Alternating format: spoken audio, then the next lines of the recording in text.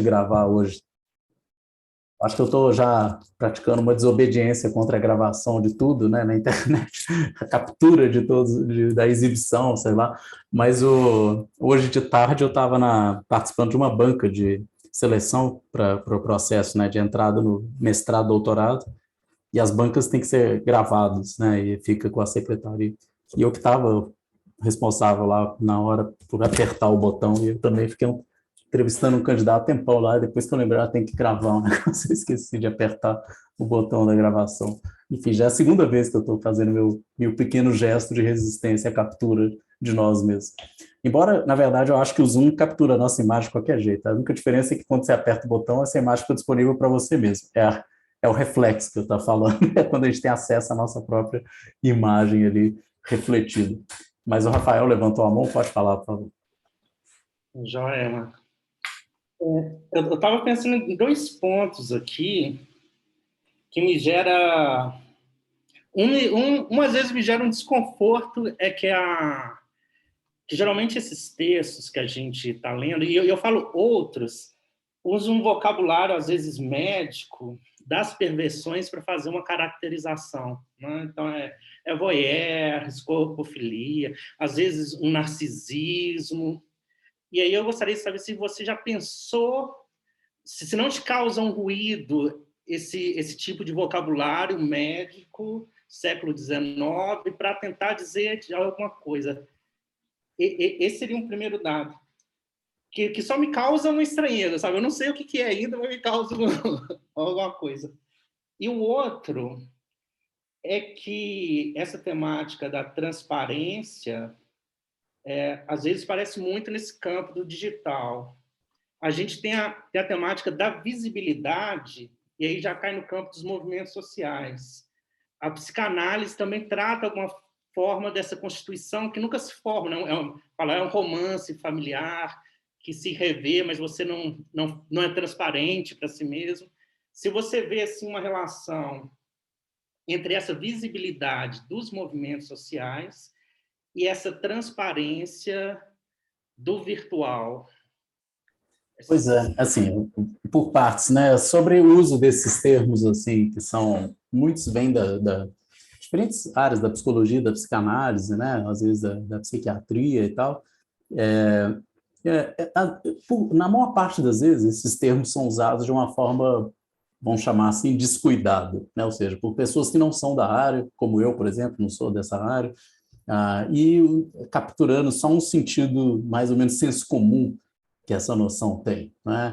Quando a gente fala em esquizofrenia, a gente está querendo falar de pessoas que têm experiências cindidas, né? Ou então, quando a gente fala de escopofilia, a gente está querendo ressaltar esse desejo pelo olhar do outro, né? Enfim, mas de uma forma assim, meio sem profundidade, vamos dizer assim, sem aprofundar no que é exatamente uma experiência, por exemplo, esquizofrênica, né? Até que ponto a gente poderia chamar, só para dar um exemplo disso, né? Quando aquelas análises do second self, né? Aquela construção dos avatares nos meios digitais, muita gente se perguntava se isso geraria uma espécie de experiência patológica de ordem esquizofrênica, né? Ou seja, dos indivíduos terem duplicações do seu eu, assim, né?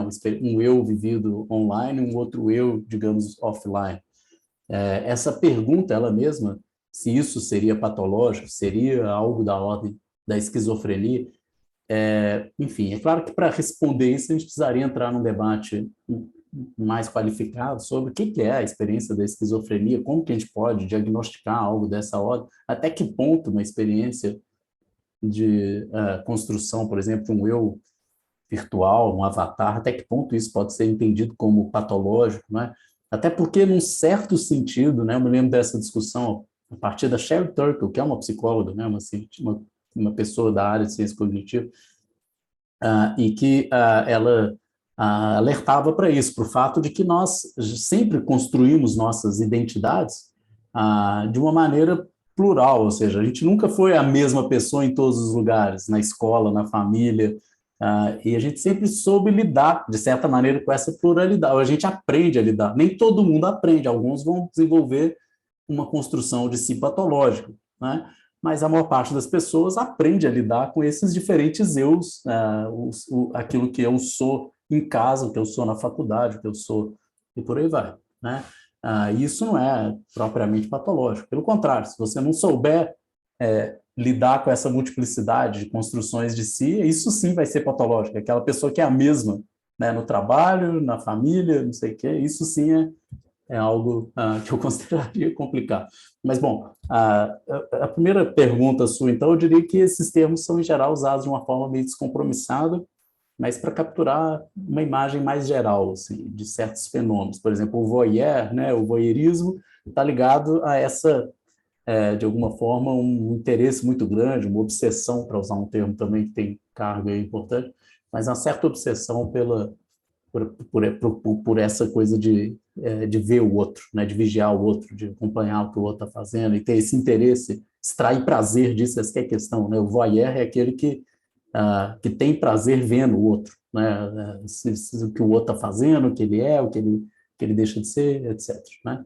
E, num certo sentido, essa é a questão, todos nós temos uma certa curiosidade em relação uns aos outros, essa é a questão. Então, o voyeurismo ele é algo que traz algum tipo de satisfação, né? Tem algo da ordem do prazer envolvido nisso, e parece que aquele sonho de ser uma, sei lá, uma moscazinha e poder entrar em todos os lugares e ver todas as coisas sem ser visto, né? É uma coisa meio sedutora essa possibilidade, né? De um olhar indiscreto, né? Que você vê sem ser visto, né? Então dá para entender, e esses espaços suscitam isso, né? Ou seja, fomentam isso em nós. Essa imagem de que se eu clico, por exemplo, no perfil de alguém aqui do Facebook e vejo a família dessa pessoa, etc., é como se eu virasse uma pequena moscazinha, né, que pudesse saber um pouco mais sobre a vida das pessoas, sem que as pessoas saibam disso, sem que essa pessoa saiba que eu sei, né, sem que eu me exponha, né, uma coisa meio... Parece que você está escondido atrás da cortina ali, você viu alguma coisa e foi embora, sabe? Sem ser percebido. Isso é sedutor, né? Essa possibilidade de estar ali vendo tudo, né? Saciando sua curiosidade, né? Enfim, então, e é um jogo curioso, porque se você está naquele espaço, você também está se exibindo para esse olhar do outro, né? Para esse outro também olhar você, quem você é, o que você faz, por aí vai, né? Enfim, mas você participa desse jogo e dá para entender o prazer. Tem algo da ordem do voyeurismo envolvido nisso, né? Ok.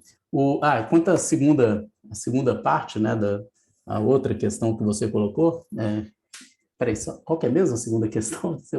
Não, é o que eu vejo assim, às vezes, quando a gente trata de visibilidade, a gente coloca nos movimentos sociais, e é muito positivo. E a transparência virtual já tem uma conotação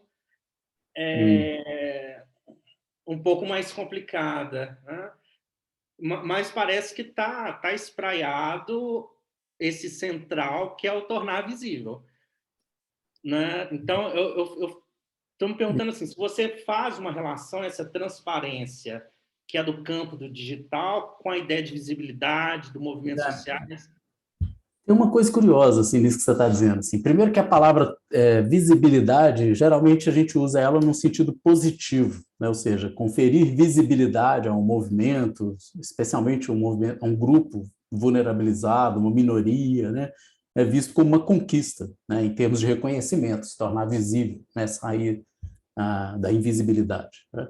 Já o termo transparência, não, ele tem uma ambiguidade maior. Né? Transparência significa muito mais, nesse sentido que a gente está usando aqui, ser vigiado, digamos assim, ser observado, né? Ser capturado, de certa maneira. Né? Aquilo que você faz, aquilo que você deixa de fazer, tudo isso ser coletado, capturado por essas corporações e tal. Então, a transparência tem uma ideia mais de ser objeto de uma vigilância, né? Você ser transparente, enquanto a visibilidade não, tem mais a ver com uma atitude de grupos, especialmente movimentos políticos e tal, de querer ter um lugar à luz, vamos dizer assim, de ter um lugar no debate público, ser visível. Né? Então, por exemplo, o movimento trans, não é? Quando as pessoas falam de gênero, eles colocam, não, quando eles falam de, sei lá, a questão do homem, da mulher, etc., esquecem desse universo, por exemplo, do trans ou das outras experiências, das outras identidades de gênero, etc. Né? Esquecem que mulheres podem ser mulheres trans. Né? Por exemplo, quando estava se discutindo a questão lá da segurança, né, no caso da menstruação, né, do uso de absorventes que seriam distribuídos pelo Estado, etc. E eles falam, não, mas tem homens também que seriam atendidos por essa política, né, os homens trans, que também menstruam, né, alguns. Enfim, então, isso fica invisível, vamos dizer assim, né? Então, tem essa pretensão de colocar à luz certas questões, são grupos que são, em geral, ficam, em geral, invisibilizados. Então, tem uma conotação diferente. Eu acho que são coisas que têm uma noção diferente. Quando a gente fala em transparência, não é uma reivindicação. Parece que é muito mais um Estado, mas estar submetido a uma condição. Já a visibilidade, não. Parece que é uma luta, é uma conquista, né? Não sei se conquistou a visibilidade. O movimento conquistou essa visibilidade, por aí vai. Pelo menos eu vejo dessa forma. Bom, sobre a primeira questão, só um exemplo que eu acho curioso também, quando eu estou falando aqui do voyeurismo, desse desejo de ver sem ser visto, saciar sua curiosidade, o prazer que a gente extrai dessa possibilidade de ser uma mosca que vê as coisas ali sem que ninguém saiba o que você está vendo e tal. Tem um caso que eu acho que ilustra isso muito interessante, que é quando um grupo de jovens pensou numa plataforma que seria uma alternativa, né, rival ao Facebook, né, que se chamava, se não me engano, como é que era? Diaspora. Né? E a ideia era construir essa plataforma e que fosse uma plataforma totalmente transparente, ou seja, ao contrário do Facebook, o feed, como ele é constituído, né, como o algoritmo funciona, isso é opaco, você não tem controle sobre isso, etc. A ideia era criar uma plataforma no qual tudo fosse transparente. Então, você sabe exatamente como as informações estão sendo organizadas para chegar até você, você teria ferramentas para alterar tudo que você quisesse, para organizar como bem entendesse o seu feed, e tudo isso seria completamente disponível, todas as informações dessa rede ficariam completamente transparentes, né? Bom, a ideia parece até interessante, sedutora, tipo assim, não vai ter alguém controlando essas informações, elas são de todo mundo, elas ficam públicas. Só que, do ponto de vista do desenho da rede, isso se mostrou insustentável, e justamente, eu acho que um fator crucial, e que foi o que levou ao fracasso do projeto, era justamente a possibilidade da gente ter informações completas sobre o que todo mundo está fazendo. Olha que coisa curiosa. A gente quer participar desse jogo da rede social, mas a gente não quer que fique tudo transparente, ou seja, eu não quero que as pessoas saibam tudo que eu faço ali naquela rede, né? Se eu souber que tudo que eu faço ali, toda a imagem que eu vejo, né, tudo que eu olho, que a pessoa que foi vista tem como saber isso, você adota um comportamento completamente diferente. É como se essa sedução da mosca que pode voar sem ser vista, ela desaparecesse. Agora é como se você estivesse andando numa sala iluminada, tudo que você fizer ali, todo mundo vai ver o que você está fazendo, né? Então, o comportamento muda. A atração da rede social parece que se desfaz, curiosamente, justamente ao se tornar totalmente transparente para todo mundo, né? Então, por isso que tem um jogo no qual a gente quer ver, quer se exibir, mas não quer ver, não quer que tudo seja visto, senão esse caráter, o prazer envolvido nesse jogo, isso se desfaz.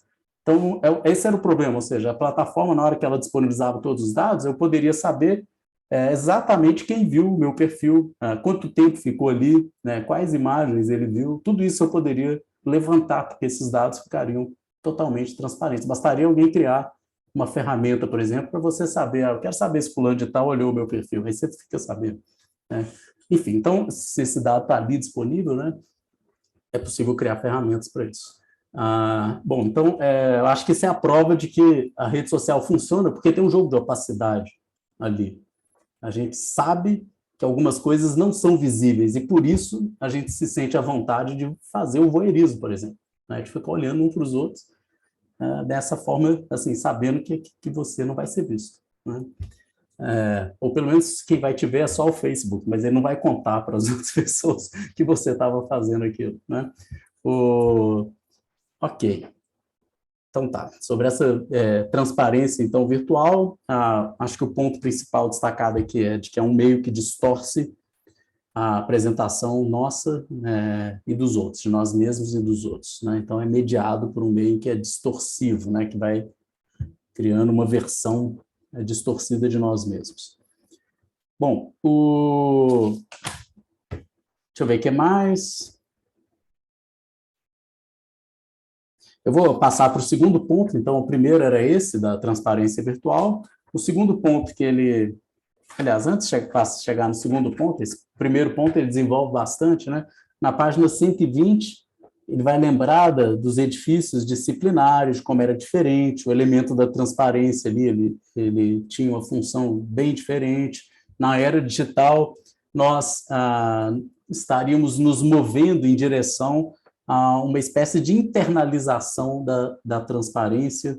A nossa ambição é acabar, né, romper completamente com a diferenciação entre interno e externo, né? Então, por exemplo, na lógica disciplinar, você ainda tem a imagem, né, dos edifícios disciplinares, a escola, o presídio, né, o hospital, o hospício, etc. Tem um jogo de visibilidade, o doente precisa ser visto, o prisioneiro precisa ser visto, eles têm que ficar transparentes, mas há uma clara diferenciação entre o que está interno àquele espaço disciplinar, o que é externo àquele espaço, etc. Na lógica agora da era digital, não, é como se houvesse uma internalização desse fenômeno e uma ruptura dessas fronteiras claras entre o que está transparente e o que não está transparente. A missão da Google, aliás, eu sempre adoro citar essa missão da Google, porque acho que é das coisas mais megalomaníacas que eu já vi, assim, e o pior é que eles têm razão, não é? Ou seja, eles podem dizer algo dessa ordem. Está escrito, pelo menos estava um tempo atrás, eu não ando checando mais isso, mas você entrava na página da Google, buscava lá missão da empresa e estava escrito isso, organizar toda a informação mundial e torná-la universalmente acessível e útil. Essa é a pretensão da empresa, né? Ou seja, eles estão dizendo o que eles querem fazer. E isso pouco importando o quanto essas informações estejam escondidas, né, inacessíveis, ilegíveis, etc. Parece que o grande objetivo da Google não é exatamente produzir informação, mas recolher todas elas, né, e torná-las acessíveis, né? Porque a Google nasce desse objetivo primordial, como mecanismo de busca, de produzir relevância, ou seja, a sensação que se tinha antes da Google ter sido desenvolvida era de que a internet estava virando um monstro, uma espécie de grande pilha assim, de coisas que estavam sendo amontoadas e ninguém conseguia localizar mais nada naquele espaço, né? Ou seja, está ficando inutilizável. O que adianta você colocar na internet todas as informações se você não tiver um mecanismo eficaz de busca, né? Se você não tiver um mecanismo eficiente de relevância, ou seja, que entrega informações relevantes para as pessoas, aquilo que elas estão procurando, aquilo que elas desejam, né? A Google vem com essa pretensão de organizar toda essa informação mundial e disponibilizá-la de uma forma útil, né? Torná-la útil, utilizável. Enfim, o sucesso dessa empreitada é uma coisa curiosa, né? Porque o sucesso produz justamente essa maior transparência, ou seja, as informações não só existem, como elas se tornam acessíveis, né? Então, tudo que fazemos, deixamos de fazer, onde que a gente vive, o que a gente estuda, o que nos interessa, a música que você gosta de ouvir, os amigos que você tem, etc, etc. Bom, outro ponto, na página 122, que eu queria chamar a atenção aqui, é sobre a diferença que o Bernard Harcourt vai traçar entre a transparência virtual, que é essa da nossa imagem compartilhada, distorcida e tal, que é uma espécie de mistura de dois elementos. Por um lado, aparece esse ambiente de uma casa assim de diversão e tal, né? Como é essa instalação dos espelhos e tal, mas juntamente com isso, com esse lugar de prazer, diversão e tal, uma espécie de parque temático, mas junto com isso é também um espaço de percepção, né, de visibilidade total, né, de tornar tudo visível, né? Então, diz ele que a última frase, né, desse primeiro ponto, na página 122, ele diz que a transparência virtual é precisamente essa combinação entre essa casa de entretenimento e diversão, que, de alguma maneira, todos estamos dentro dela, com o desejo e a tecnologia de uma percepção total, né, de ver tudo. Ok. Segundo ponto. Então, o primeiro é esse, transparência virtual. Segundo ponto é sedução virtual. O que significa isso? Que um dos, né, caminhos mais eficientes, poderosos para atingir essa percepção total é através do prazer, através desse desejo, da produção desse desejo nas pessoas. Seduzir, né, as pessoas de diversas maneiras, né, para que elas comprem o smartphone mais recente, mais novo, para que elas façam o download, né, de aplicativos, clique em determinadas imagens, para que elas deem livre curso às suas curiosidades, aos seus fetiches, aos seus vícios, às suas ambições, etc. Então, esse é o caminho, vamos dizer assim, mais prático, assim, mais eficiente para que as pessoas participem desse jogo, é seduzi-las, né? É seduzir as pessoas. Elas participam... Essa é uma pergunta, aliás, interessante.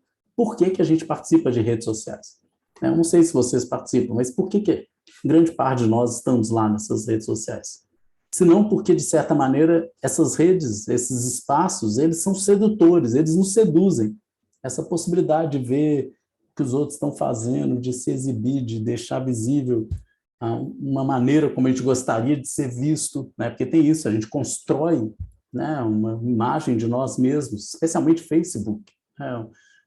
Mas o Instagram também, né, são plataformas que tem um lado de exibição, né? Ou seja, de você construir uma versão de si mesmo para mostrar aos outros, né?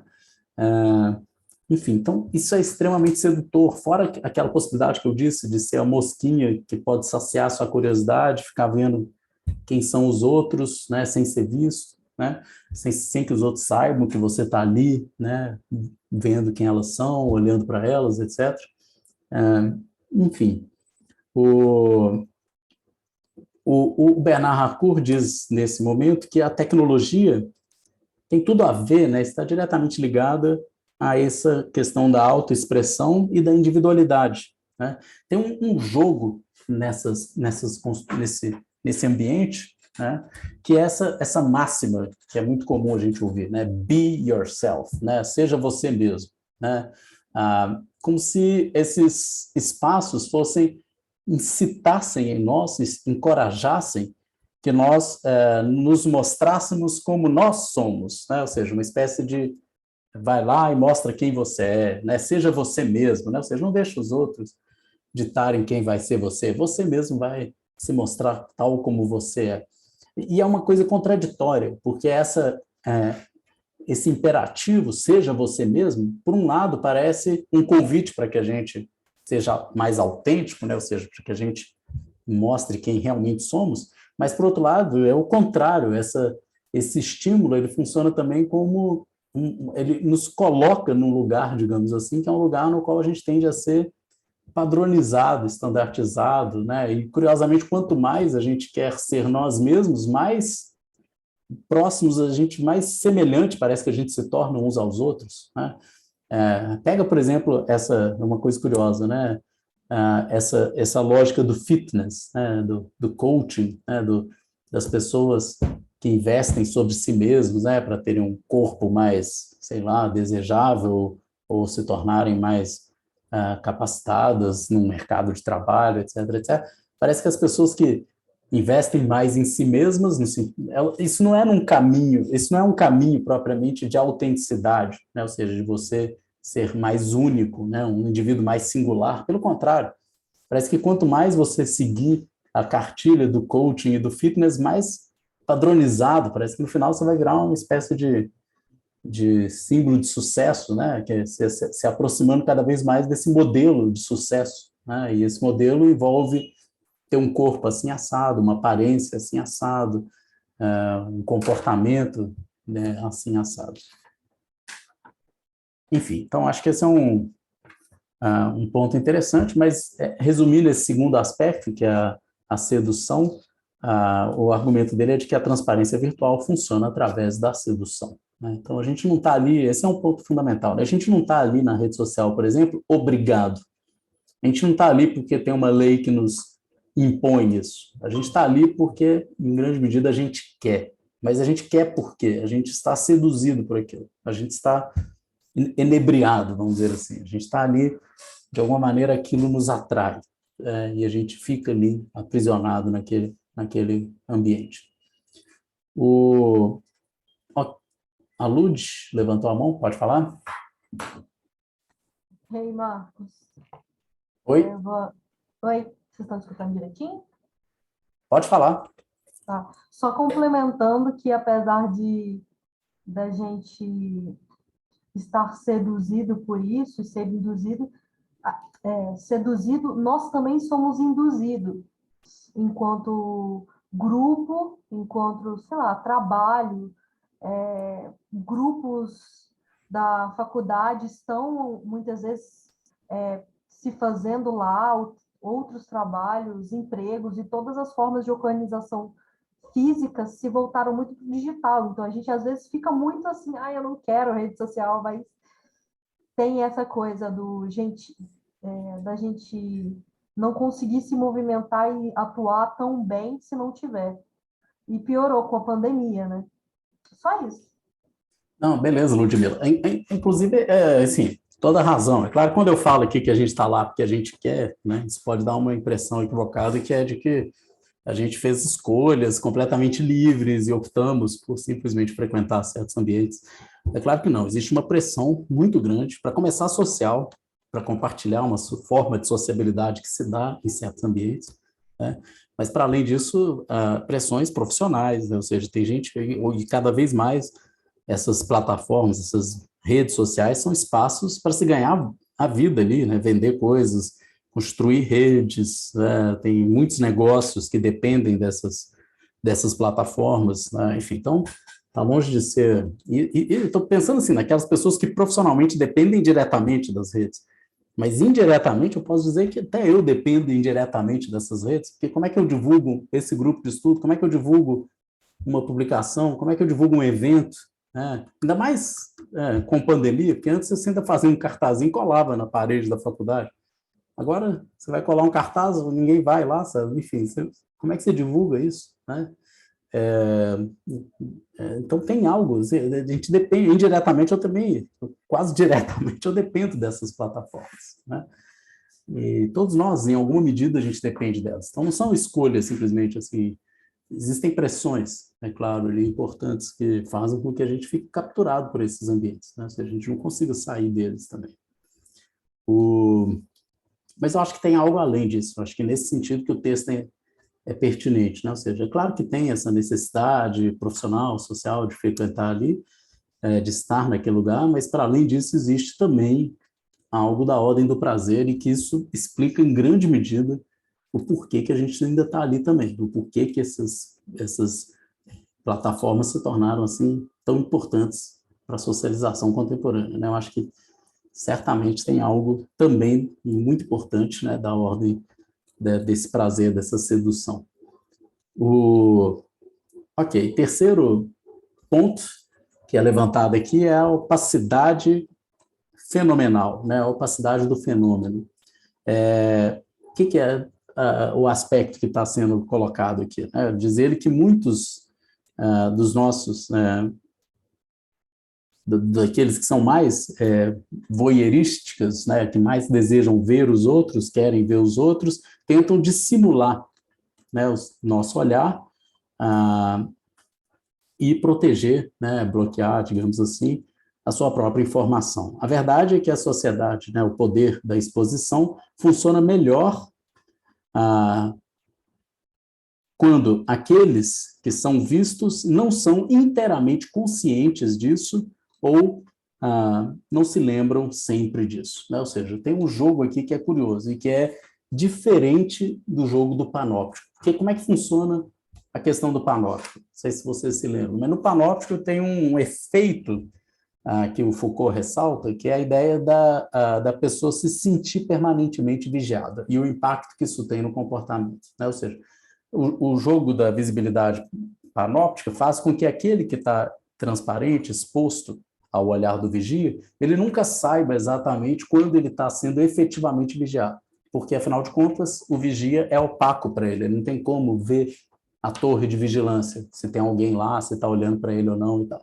A única coisa que ele sabe é que a todo e qualquer momento ele pode estar sendo vigiado, ou seja, ele é. E o efeito que isso produz é um efeito de permanente vigilância, ou seja, você age como se o tempo inteiro você estivesse sendo vigiado. ainda que você nunca tenha certeza disso, né? Nunca possa estar certo disso.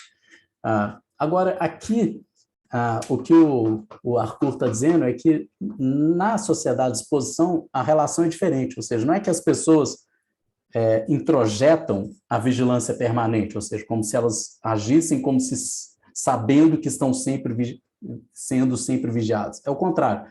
As pessoas agem como se não estivessem sendo vigiadas ou meio que fingindo que não sabem que estão sendo vigiadas, ou efetivamente ignorando que estão sendo vigiados. Pensa no nosso comportamento nas redes sociais. Vocês já pararam para pensar que tem alguém ali que sabe tudo que você está fazendo ali naquele lugar, né? Mas a gente age como se não tivesse ninguém, como se aquilo não tivesse ninguém. Como eu disse, a gente age como se fosse a mosca que pode saciar a curiosidade, né? Voar, ver o que as outras pessoas são e tal, sem ser visto, né? Tem algo aí que eu acho curioso, e eu farei algumas perguntas. Porque ele diz aqui, o Arthur, que a informação é mais acessível quando os sujeitos se esquecem, né, que estão sendo vigiados, que estão sendo observados, né? De fato, né, quando a gente perde essa percepção de que aquilo que eu estou fazendo está sendo observado, eu ajo de uma maneira assim, diferente, né? Eu me permito, digamos assim, fazer certas coisas que eu não me permitiria fazer, por exemplo, se eu soubesse que as pessoas estão vendo o que eu estou fazendo, né? Mas por que isso acontece, né? Por que as pessoas agem assim, por exemplo, em redes sociais? Será que é porque elas efetivamente ignoram essa vigilância? Será que elas não têm conhecimento de que estão sendo vigiadas, de que tudo aquilo que elas fazem ali é de alguma forma registrado, conhecido? Eu não sei até que ponto há ignorância, talvez em algumas pessoas, mas na maior parte das pessoas não acho que haja efetiva ignorância. As pessoas sabem que aquilo é registrado, né? O que há talvez seja uma espécie de ilusão, uma auto-ilusão, um auto-engano, né? Ou seja, as pessoas preferem agir como se não soubessem, né? Ou seja, a gente prefere se enganar, vamos dizer assim, fingir para nós mesmos que não tem ninguém vendo e eu posso agir como se fosse essa mosca indiscreta e tal, né? Enfim, então, eu acho que é muito mais uma construção, né, que é fomentada em nós de agir como se, né, ou tem uma expressão em francês para isso, né, faire semblant, né, agir fingindo que não está acontecendo nada, vamos dizer assim, que aquilo não está acontecendo, né? Ok. Não sei como vocês veem isso, mas eu não acho que há efetiva ignorância, ou seja, eu não acho que as pessoas ignoram ou desconhecem que tudo aquilo que elas fazem na internet, nas redes sociais, que isso deixa rastros, que isso é passível de ser capturado, que o Facebook sabe disso, que a Google sabe todas as pesquisas que você faz ali, e a gente tem vários sinais de que eles sabem disso, seja porque eles direcionam conteúdo para a gente, seja porque eles direcionam publicidade, seja porque na hora que você vai fazer uma pesquisa, a Google já antecipa o que você quer pesquisar, né? Enfim, então tá na cara que aquilo está ali registrado, né? A não ser que a pessoa seja muito desatenta a vários sinais que são dados o tempo inteiro de que aqueles rastros, as pegadas que a gente deixou estão ali, né? E conformam um espaço supostamente personalizado para nós, né? O Rafael levantou a mão? Eu acho muito assim no nível pessoal mesmo que a gente esquece. Esquece que está sendo 24 horas gravado, vigiado, e as informações, e a gente dá uma relaxada e às vezes fala alguns absurdos, né? Às vezes que tem consequências que a gente simplesmente esqueceu que teria num ambiente desse. Eu lembrei o Big Brother Brasil, né? Que funciona exatamente quando parece que as pessoas esquecem da vigilância completa e falam asneira, sabe? Que aconteceria num bar, né? Num lugar que não tem essa relação. E eu acho tão forte porque você falou assim, olha, eu não gravei, mas tem gente gravando por mim. Eu acho que é por aí, né? A gente tem... eu acho que a gente sabe, mas às vezes não se dá conta 24 horas, né, dessa relação.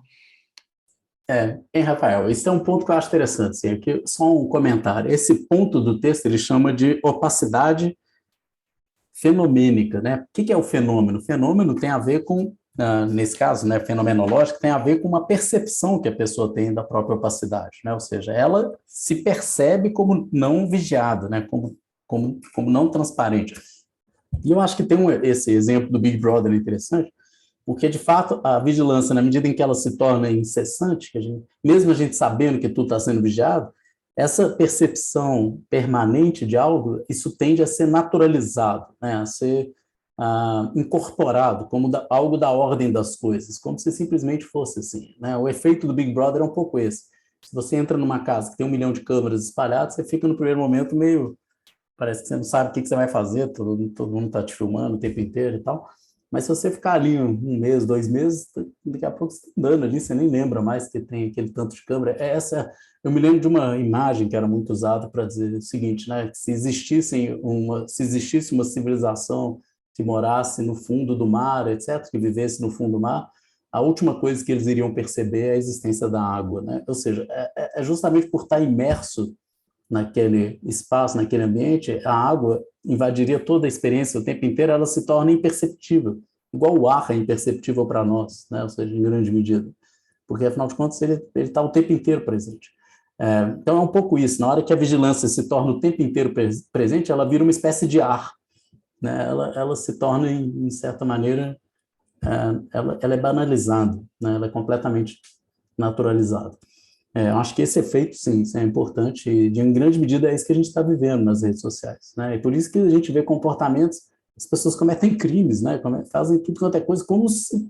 E aí, o efeito do Big Brother é isso, como se o cara estivesse num boteco falando com um amigo dele, sozinho, mas, na verdade, ele está sendo filmado, transmitido para o país inteiro, ele perde essa dimensão da exposição a qual ele está submetido, né?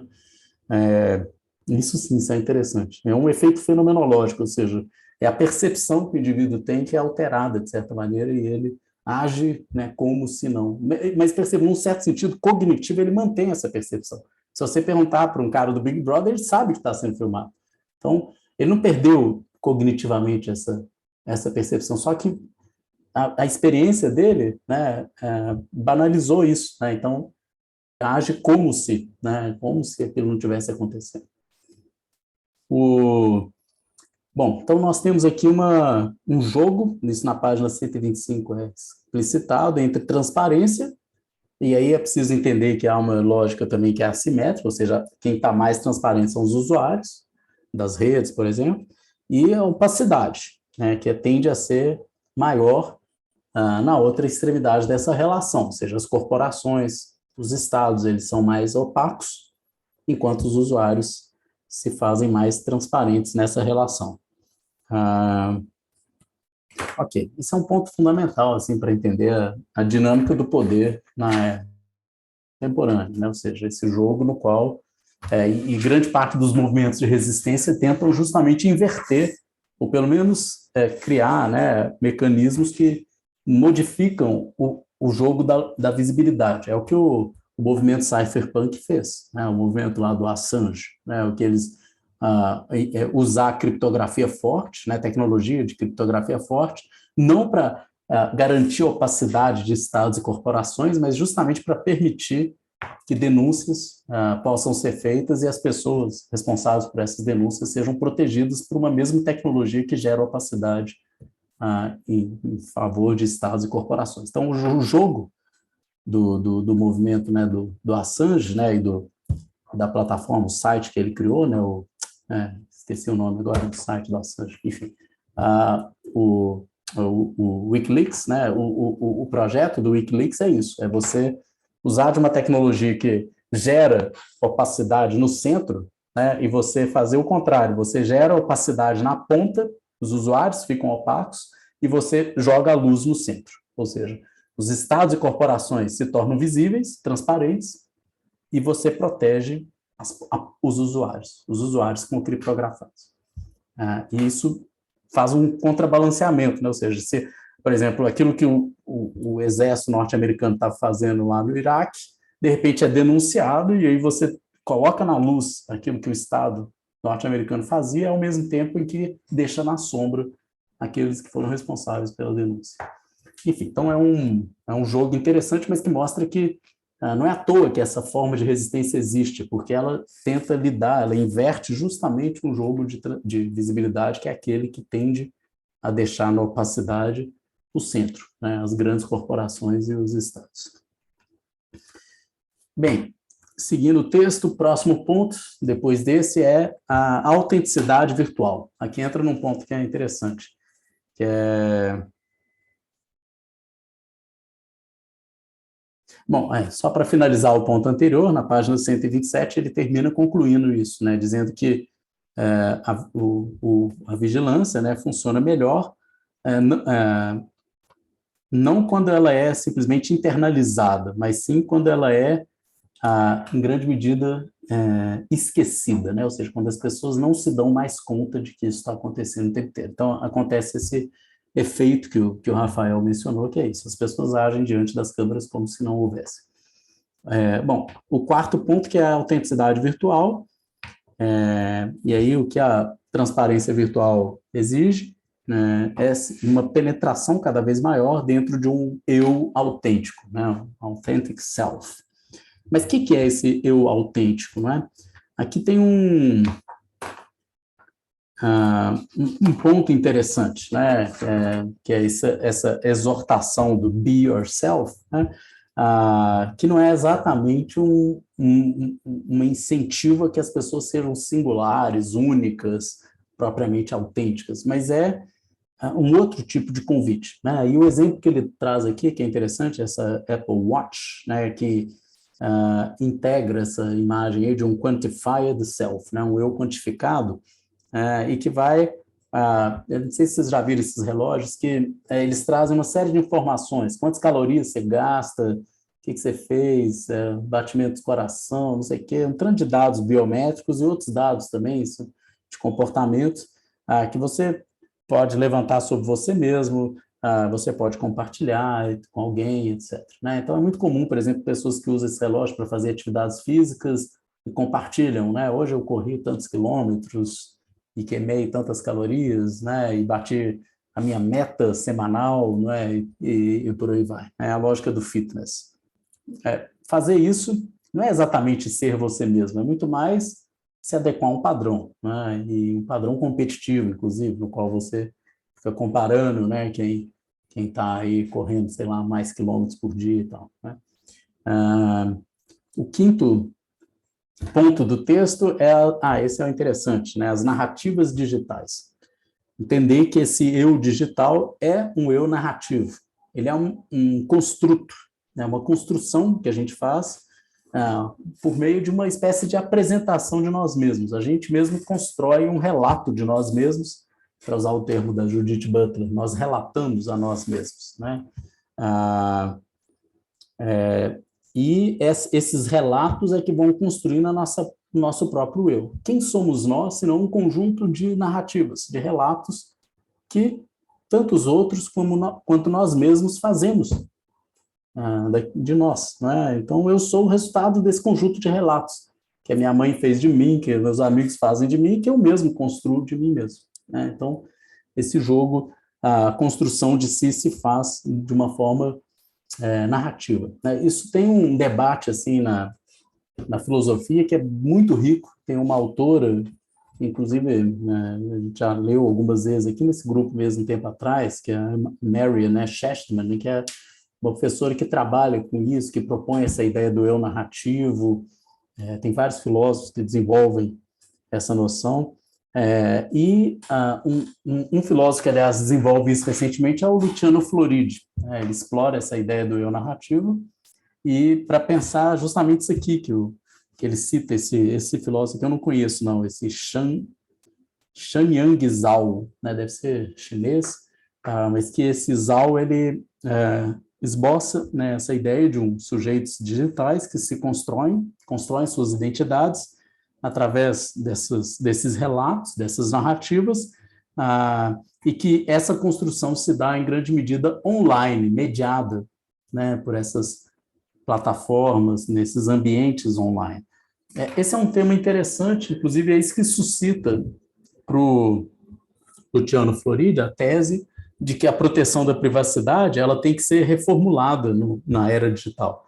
Porque geralmente, tradicionalmente, a gente pensava direito à privacidade, ou a proteção à privacidade, como uma espécie de direito reativo, ou seja, contra uma invasão à nossa intimidade, para nos proteger, uma espécie de muralha que nos protege contra esse olhar externo que invade o nosso eu, a nossa intimidade. Então, proteger privacidade é pensado na lógica da proteção contra algo de fora, digamos assim. E o argumento dele é de que isso precisa ser alterado, ou seja, que o direito à privacidade ele se torna um direito fundamental, né, e que ganha uma projeção, né, uma dimensão diferente na era digital, porque cada vez mais a gente se constitui como sujeitos por meio dessas narrativas online, né, nesses espaços, como as redes sociais e também outros espaços online. Portanto, defender a privacidade não é defender simplesmente uma proteção contra o outro, o olhar do outro. É defender uma espécie de direito à autodeterminação dos indivíduos para que eles possam, de certa maneira, ter algum controle sobre esse processo de constituição de si mesmo, né, para que isso não seja distorcido, corrompido, né, por mecanismos externos, etc. Enfim, então é muito mais uma garantia de um espaço saudável para que as pessoas possam construir identidades ou narrativas sobre si mesmas, né?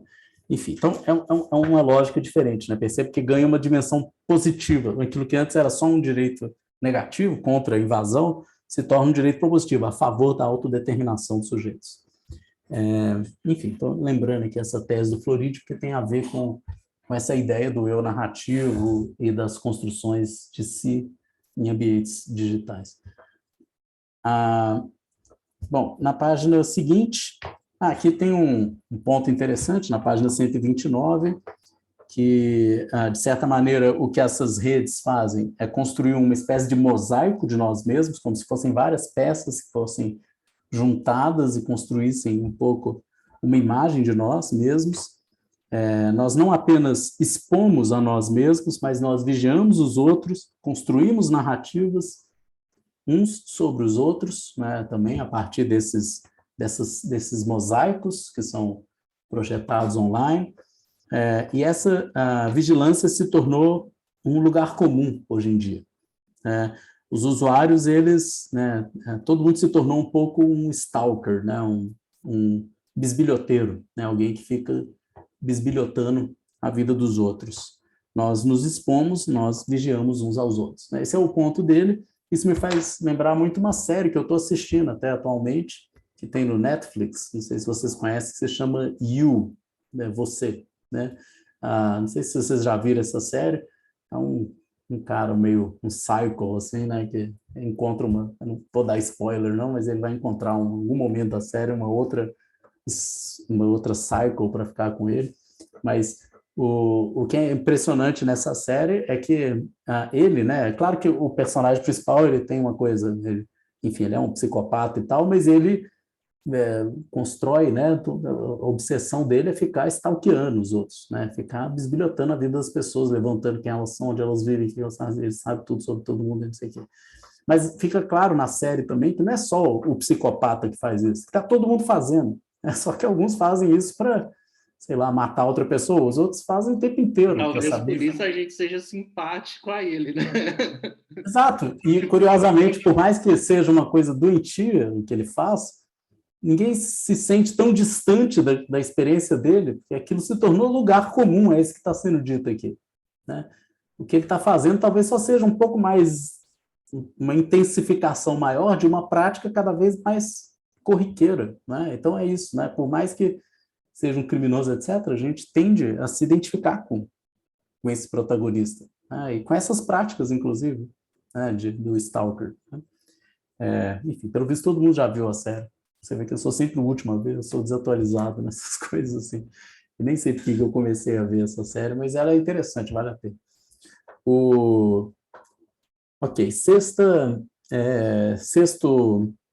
ponto levantado por ele são as confissões digitais, né? Esse é um tema muito Foucaultiano, assim, que tem tudo a ver com o trabalho de Foucault lá no final, né, da vida dele, dos anos 80, que é a ideia de que nossos comportamentos nessas redes sociais é um comportamento de confissão, a gente se mostra, né? A gente diz toda a verdade sobre nós mesmos, é um lugar de autorrevelação, e em busca de um olhar do outro, né? Em busca de uma visibilidade maior, em busca de mais publicidade, atenção, etc. Né? E está todo mundo ali se mostrando.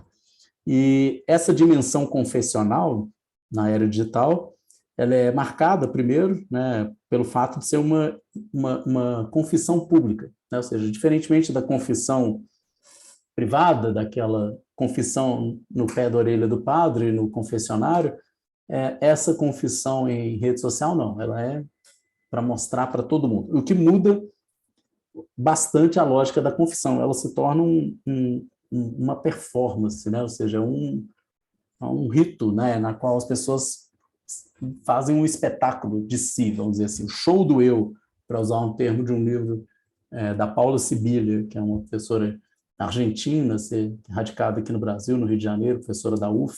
Ela tem um livro que se chama O Show do Eu, que trata dessa característica do comportamento das pessoas nas redes sociais e no universo online, que é um comportamento exibicionista, voltado para fora, para o olhar do outro, etc. Mas aqui tem uma diferença fundamental em relação à confissão tal como a gente imagina, cristã, dos pecados, né, que é dirigida para a interioridade, a pessoa, para confessar, ela precisa olhar para dentro de si, para os seus próprios pecados e confessá-los, né, de uma forma privada, né. Aqui não. Na rede social, a confissão, ela assume a forma de uma exibição ostentatória, as pessoas, é algo da ordem da ostentação, da exterioridade, da busca por esse olhar do outro, não é? E não essa volta sobre si mesmo. Aqui, então, tem uma lógica do show do eu. E é curioso, só já que eu falei de Foucault, mas o Foucault tem um curso, que é o de 1980, que se chama Do Governo dos Vivos, no qual o Foucault analisa essas práticas cristãs, né, no início do cristianismo, o chamado cristianismo primitivo, ou primeiro cristianismo, e uma dessas práticas é a confissão. A confissão, a obediência é uma delas, a segunda é a confissão. E a confissão, as primeiras práticas cristãs de confissão tinham essa natureza de um rito que era de exposição pública, não era essa confissão no confessionário. Isso se estabeleceu na igreja só bem mais tarde, séculos mais tarde. O cristianismo primitivo tinha uma prática, tem algumas práticas que permanecem desde o cristianismo primitivo, como o batismo, etc., mas uma delas chamava examologese, né, que o Foucault analisa lá, e essa examologese era uma espécie de confissão pública. O indivíduo, para ele purificar sua alma, né, em vista à salvação da sua alma, até hoje tem isso, a confissão é um elemento fundamental na salvação, no caminho para a salvação cristã, ou seja, para você poder purificar sua alma, você precisa confessar seus pecados, né?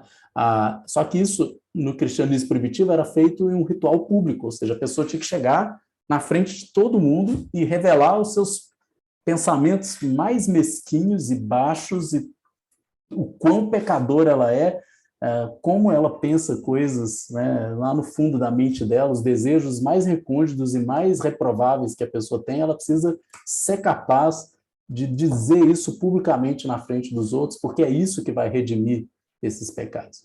Então, é um ritual de expiação pública, né, de você chegar na frente dos outros e falar, eu penso essas coisas mesmo baixas, né, eu tenho esses desejos completamente pecaminosos, né, e a dizer isso, né, e o ritual funcionava de uma maneira parecida, depois virava uma espécie de competição de pecados, né? Ou seja, quem fosse capaz de revelar as coisas mais absurdas e atrozes, esse atingiria ainda mais a salvação, ou seja, porque purificou plenamente sua alma. Mas se você escondesse, a lógica do cristianismo era essa. Aquilo que você deixa na sombra, que você esconde dos outros, é ali que reside o diabo. O diabo mora nas sombras, né? Ou seja, na hora que você revela, você joga luz nesses lugares mais recônditos da sua alma, e a luz é que mata o diabo, né? Ou seja, é preciso confessar publicamente para purificar. Enfim, essa é uma coisa muito forte no cristianismo, né? Essa dinâmica de dizer a verdade sobre si como um caminho para a salvação, né? Por isso que a confissão é um elemento central da prática cristã. Mas é interessante lembrar isso, né? Ou seja, que isso que o Bernard Harcourt está dizendo aqui, que a confissão no meio digital ela é pública, ela é uma expiação pública, isso tem a ver com os primórdios do cristianismo. Ok. Outro ponto, na página 130, diz que a relação, então, de autenticidade e ficção, ela é mais flexível na era digital. Nós não somos forçados a confessar, mas nós abraçamos, de certa maneira, a confissão de uma maneira mais empreendedora, né? Ou seja, como um elemento de investimento em si mesmo, na sua imagem, para aumentar a sua visibilidade, seu capital social, etc. Né? Então, a confissão vira mais uma prática ostentatória de exibição de si, para ganhar seguidores, para ganhar visibilidade, para ter algum tipo de ganho, né? Enfim, o exemplo que ele dá aqui dessa lógica é o Facebook, né? Como que o Facebook é uma plataforma de exibição de si mesmo, né? E essa lógica da exibição é interessante, porque fala aqui que, na verdade, o que a gente vê no Facebook não é aquilo que as pessoas são, de fato. Todo mundo sabe disso. O que a gente vê no Facebook são as idealizações de si, né? Ou seja, como as pessoas querem ser vistas, né? Ou seja, como elas gostariam de ser percebidas, né? Então, em certo sentido, o Facebook diz muito sobre nós mesmos, né? Mas não exatamente sobre quem somos, mas sobre quem idealizamos, né? Quem gostaríamos de ser, que é uma informação valiosíssima, né? Aliás, a lógica da captura de informações são complementares, porque se o Facebook, de certa maneira, sabe quem nós gostaríamos de ser, e isso é muita coisa, né? A Google, por outro lado, sabe quem efetivamente somos, né? Ou seja, os cliques que efetivamente damos, as coisas que efetivamente realizamos, né? As informações que efetivamente buscamos e por aí vai, os sites que efetivamente visitamos, enfim. Então, tem uma coisa complementar. A Google captura os dados daquilo que efetivamente fazemos, enquanto o Facebook captura dados das nossas idealizações, né? Daquilo que gostaríamos de ser.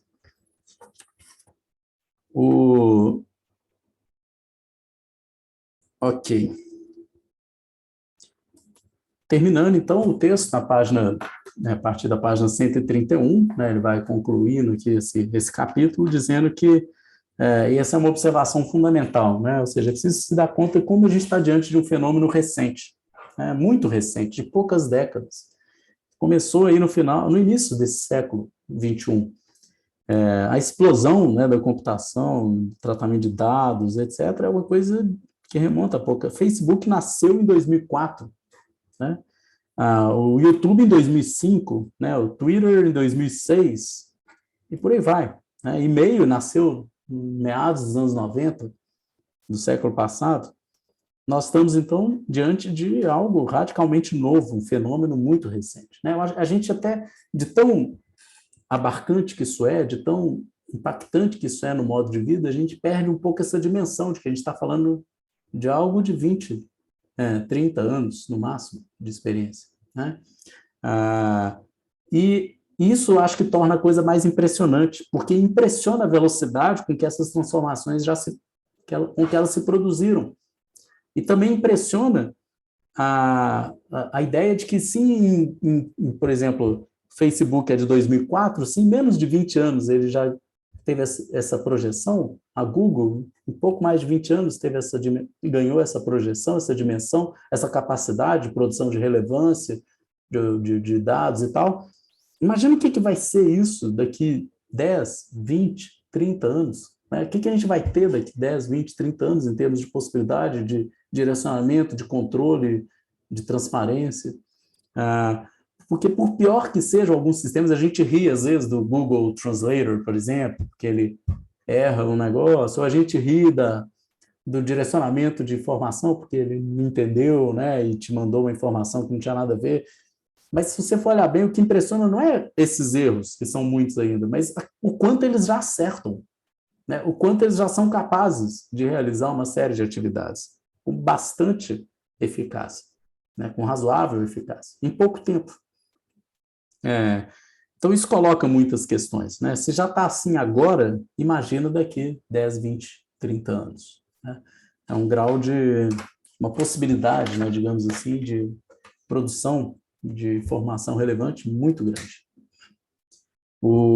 Essa lógica, né, do Big Data, e aqui na sequência do texto, o Bernard Harcourt apresenta uma série de dados mostrando o crescimento exponencial, né, da quantidade de dados armazenados, da capacidade de armazenamento, etc. A gente conhece esses gráficos e eles são exponenciais, né? Ou seja, como todo gráfico exponencial, a gente demorou para que essas plataformas adquirissem uma massa grande de informações suficientes para produzir relevância, mas a partir do momento que elas começam a subir exponencialmente, é isso que eu estou falando. Se a gente ficou na primeira década subindo devagar, na segunda década já fez isso, as próximas 2 décadas o caminho é exponencial, né? E a capacidade de produzir relevância, né, de produzir significado a partir de dados brutos, ela é tanto maior, ela aumenta exponencialmente, né? Ou seja, se você tem um conjunto X de dados, você tem uma capacidade. Se você tem um conjunto 10X, você não produz 10 vezes aquilo, você produz 1000.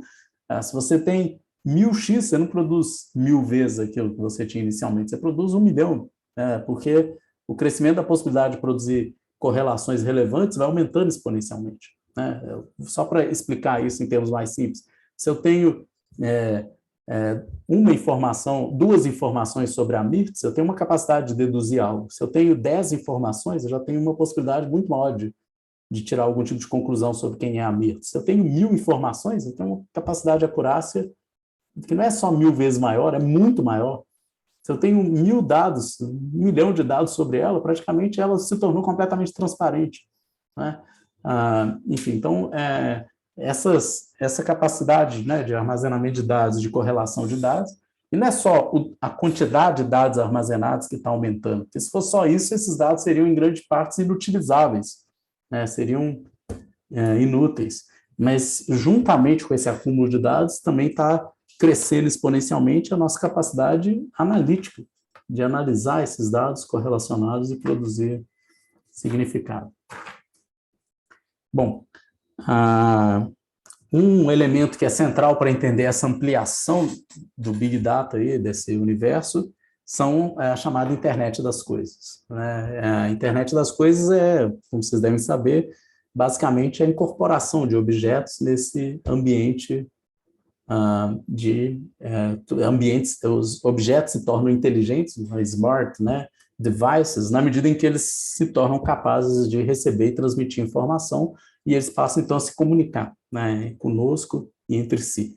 E aí essa ideia da geladeira que manda informação para o supermercado, que manda informação para o banco, que não sei o quê. Então, você tem um conjunto de comunicações, uma espécie de nível comunicacional de objetos interagindo inteligentemente entre si e conosco. E aí você vai criando um ambiente inteligente, né? Um smart, né, environment, né? E essa internet das coisas é essa possibilidade de você acoplar objetos, etiquetas digitais, essas RFID, né? E etiquetas e sensores enfim, mecanismos que permitem essa troca de informação. Um exemplo óbvio disso, por exemplo, quando a gente vai no supermercado e faz uma compra, por exemplo, aí tem que passar num caixa que vai passar aqueles produtos que você adquiriu para saber quais produtos. Imagina que se os objetos fossem todos etiquetados e inteligentes. Então, não haveria mais caixa, né? Você, por exemplo, entraria no supermercado, simplesmente pegaria ali os objetos, os produtos que você quer, e sairia andando, e esses objetos seriam imediatamente identificados A partir do momento que você sai do supermercado, já seria debitado no seu cartão de crédito, porque já sabe quem é você, já sabe quais objetos você está levando. Aí, se o mundo se tornasse ainda mais inteligente, só para vocês perceberem essas capacidades interativas que elas produzem. Vamos imaginar que você tem um ritmo de consumo de leite na sua casa, de produtos, né, que a sua geladeira detecta que está diminuindo a quantidade de leite, diminuindo a quantidade de ovos. A sua própria geladeira já manda para o supermercado essa informação. Na hora que você chega no supermercado, aqueles produtos que você precisa já estão direcionados para você, porque o supermercado sabia que você estava indo para lá, né? Porque você já foi rastreado. E aí, na hora que você chega, já tem um carrinho com os produtos que você precisa separados, e você nem precisa passar no caixa, porque já foi identificado que é você quem está levando. Fica uma sensação estranha na qual algo está acontecendo no mundo, e as coisas estão se comunicando entre si, e você simplesmente está ali, né? Os produtos, a geladeira já conversou com o supermercado, que conversou com o carrinho de compra, que conversou com o seu carro, que é um carro inteligente, e aí, no final das contas, parece que a intervenção humana vai diminuindo, porque a gente vai delegando para as coisas elas mesmas uma série de funções que vão depender, claro, dessa capacidade de troca de informações entre si. A gente vai gerar essa situação na qual você vai ter que virar para a sua geladeira e falar: o que você anda falando do supermercado? Bom, o que você anda contando de mim lá para o pessoal da feira, né? Ok. Bom, resumo, na página 136, diz ele que esse é um mundo cada vez mais conectado e, ao mesmo tempo, cada vez mais aberto, virtualmente transparente. E nesse mundo, esse mundo foi construído praticamente do dia para a noite, né, de uma hora para outra. Né? Então, esse é acho que um pouco o resumo da ópera, né? Ou seja, a gente está vivendo um mundo no qual as coisas vão se tornar cada vez mais interconectadas e transparentes, e coisas as mais diversas, quem somos, o que fazemos, quantos ovos tem na minha geladeira, enfim, tudo vai se tornar cada vez mais transparente, e essas transformações estão acontecendo a uma velocidade muito rápida, bem mais rápida do que a gente talvez pudesse imaginar. Ok, depois na parte bem final do texto, acho que a gente pode passar um pouco mais rápido por isso, ele vai falar de como a gente pode tentar entender esse fenômeno, né? A gente pode analisar as fontes desses dados, né? De onde vêm esses dados, e aí vem da indústria, vem dos governos, vem das comunicações, das plataformas de mídia, né? De redes sociais, vem dos próprios objetos. Como que é a composição desse dado? E aí dados são produzidos por pessoas, por coisas, etc. Tem dados que são de mídias sociais, de máquinas, né, de empresas, enfim, de equipamentos industriais, que vem de sensores, que vem de indivíduos, vem do setor privado, vem do setor público. Enfim, então a gente pode tentar entender também, descrevendo melhor essas fontes e essa composição dos dados. Esses dados podem ser também divididos entre estruturados e não estruturados. Aí tem os chamados dados brutos, né, que são aqueles não estruturados, mas que são cada vez mais utilizáveis, cada vez mais passíveis de serem processados, correlacionados, produzirem informações sobre nós ou sobre grupos. Enfim, então a tecnologia está mudando rapidamente, de maneira radical, e está tornando cada vez mais dados utilizáveis e permitindo serviços inteligentes. Né? Inteligente aqui nesse sentido, capaz de interação, de produção, de relevância, etc. A ideia, né, por exemplo, um exemplo disso é os robozinhos aspiradores de pó. Né? Tem os robozinhos aspiradores de pó que são burros. Né? Os burros são aqueles que eles têm só um padrão, né, de locomoção no ambiente, mas eles não são inteligentes porque eles não aprendem com o ambiente. Eles fazem o mesmo repertório de movimentos pré-programados, né? Mas tem aqueles que são inteligentes. Os inteligentes, obviamente, o que eles fazem? Eles fazem uma espécie de renderização do espaço, né? Então eles mapeiam onde eles estão, eles fazem uma espécie de planejamento para fazer uma limpeza mais inteligente daquele espaço, ele não fica limpando 2 vezes no mesmo, 3 vezes no mesmo lugar, enquanto deixa outro sujo, ele distribui melhor, ele é mais eficiente, portanto, na limpeza, mas, por outro lado, ele levanta dados sobre a sua casa, sobre o ritmo da limpeza. Tudo isso é armazenado para que ele possa justamente agir de forma mais inteligente nas limpezas futuras. Mas, por outro lado, esse robozinho precisa ficar ligado à internet, né? E ao ficar ligado à internet, a empresa, por exemplo, que desenvolveu esse produto, ela tem informações sobre o tamanho da sua casa, né? Sobre o ritmo de limpeza da sua casa, né? Quantos metros quadrados ela tem, né? Toda a disposição dos cômodos, etc, etc. Né? Enfim. Então, é uma via de mão dupla, ou seja, para que serviços inteligentes sejam prestados, esses objetos inteligentes precisam mapear o espaço onde estão, com seus sensores, não sei o quê, e essas informações dizem algo sobre nós, quem somos, onde vivemos, e por aí vai. Enfim. Concluindo o texto, diz o Bernard Cook, que no século XIX era o governo que gerava, sobretudo, dados, por meio de censos, né, de pesquisas demográficas. Isso era custoso, né? Isso envolvia uma série de funcionários, isso custava muito caro, e essa produção de dados ela tendia também a ser mais, como são os levantamentos demográficos, menos individualizados, né?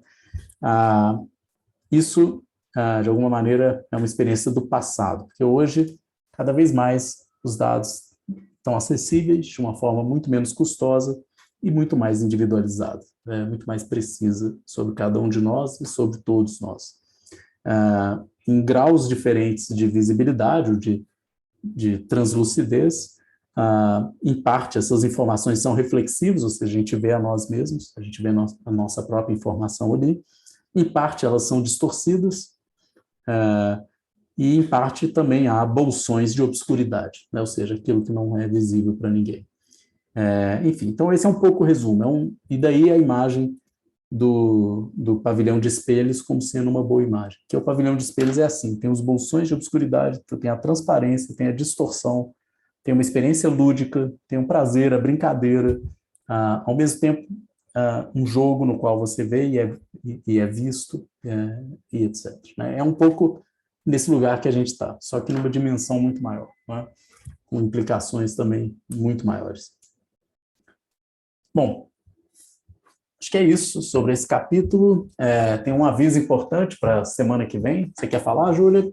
Aliás, só lembrar vocês que semana que vem, na terça-feira, eu vou viajar para o Canadá. Eu acho que eu já disse isso aqui algumas vezes, para ficar 6 meses lá como professor visitante. Então, viagem agora, eu tenho 1 milhão de coisas para resolver até semana que vem para poder entrar nesse avião.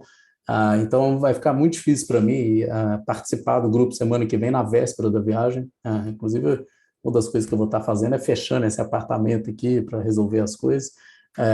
E fica difícil também para mim ler os textos, né, desse grupo, do outro grupo que eu tenho também para a semana que vem. Então, eu tinha decidido cancelar o encontro da semana que vem, porque ia ficar complicado para mim, né? E aí a gente adiaria esse encontro para o ano que vem. Só que a Júlia teve uma ideia que eu achei mais interessante, da gente fazer um fechamento desse ano com um encontro diferente, mais aberto ao debate, menos diretamente assim, em cima do texto, mas mais uma discussão sobre temas que são do interesse do grupo, né? E a Júlia, então, junto com outros monitores aqui do grupo, pensaram em alguns temas para serem discutidos. Você quer falar, Júlia, para adiantar aí para o pessoal? Claro, professor. Então, a gente ainda vai mandar direitinho a bibliografia base. Na verdade, o capítulo que a gente vai pegar é um capítulo que já foi debatido no grupo, que é o capítulo 3 ou 4, professor, você se lembra? É do Acho que é encontro 4, se eu recordo, do Bentham. Acho que é o 3. É, o capítulo 3. Então, não necessariamente precisaria ler. E um documentário que foi até o Otávio que recomendou pra gente. Enfim, a gente vai mandar isso e o objetivo mesmo é discutir como as redes sociais influenciam no nosso comportamento e pensamento. Aí vai ser mais aberto ao debate. É isso, aí eu vou mandar mais detalhadamente no grupo. Ótimo, ótima ideia. Eu devo estar aqui, mas assim, eu não sei se eu vou poder ficar a reunião inteira, mas eu venho para abrir a sala, para iniciar os debates. E aí a gente finaliza dessa maneira, acho até mais interessante a gente finalizar o ano com uma coisa mais aberta, assim, a participação de vocês. E aí a gente deixa o debate desses capítulos seguintes, os 5, 6, etc., para retomar em janeiro, quando o grupo voltar. Essa data prevista é dia 10 de janeiro, né? Então não é na primeira semana também de janeiro. Vocês podem esperar passar a ressaca do Réveillon, e tiram uns dias assim para se recuperar, e a gente volta só na semana seguinte, no dia 10. E aí a gente faz depois uma reformulação do restante do cronograma, mas em princípio vão só postergar, né? Adiar uma semana aquilo que estava previsto e manter o mesmo caminho. Enfim, então é isso. No mais, boa noite para todos vocês. A gente se vê semana que vem para o encontro final desse ano. E valeu por estarem aí, por estarem participando. Semana que vem estamos aí de volta. Tchau, tchau para todo mundo, gente. Bye, bye. Tchau, professor, foi um prazer.